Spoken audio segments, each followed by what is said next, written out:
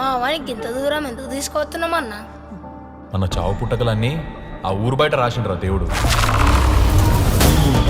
పూలపూరు శ్మశాన వాటికలకు ఆలోచించట్లేదు కదరా. ఏంది? అరే సర్పంచ్ సాబ్ చెప్తున్నాడు రా, విష్ణువాడు వచ్చి కారు పట్టుకున్నాడు పని కాదని చెప్పేసి అంటున్నాడు.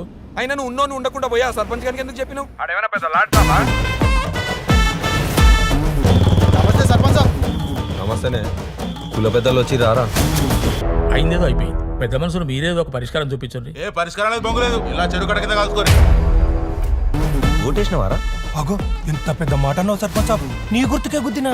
నీ ఓటు గుద్దినావా కాటర్ గుద్ది ఇంట్లో ఉన్నావా ఎవరు చూసిండ్వా? కరెక్టే. ఎప్పుడన్నా ఇంటికి తీసుకొచ్చినా మీ నాన్ని?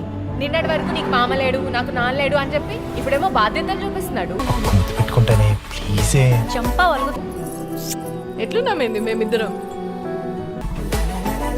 సరే అయితే మా అయ్యతో మాట్లాడి ముహూర్తం పెట్టించు. డైరెక్ట్ మండపానికి వస్తానే. అయినా చిరంజీవిలాగా ఊర్లో బిల్డప్ ఇచ్చుకుంటూ తిరుగుతావు కదా, ఏమన్నా చేయొచ్చు కదా.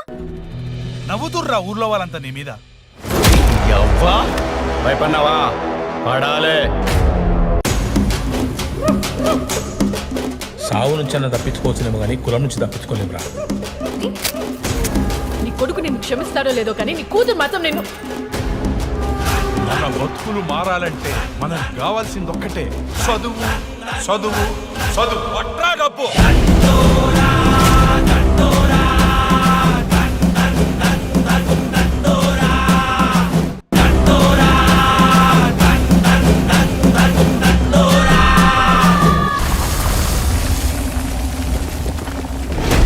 ఏం పెద్ద మనిషి, నువ్వు చేసింది తప్పు అని తెలుసుకోవడానికి 3 సంవత్సరాలు పట్టిందా?